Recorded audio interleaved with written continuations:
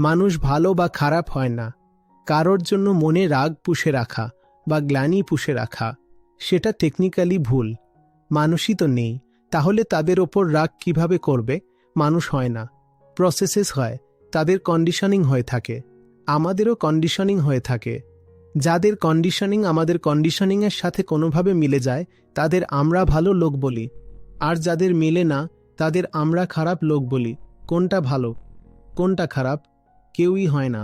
আমরা তো মাটির পুতুল, যার ওপর নানা রকম সংস্কার পড়ে আছে, আর সেই অনুসারেই আমরা ব্যবহার করতে থাকি। তো যদি কেউ কাঠের পুতুল হয় তাহলে সে শুধুমাত্র কাঠের পুতুলই, তাকে ভালো বা খারাপ বলাটা বেকার। আর বেশিরভাগ লোক শুধুই কাঠের পুতুল হয়, শুধুই পুতুল, ঠিক আছে?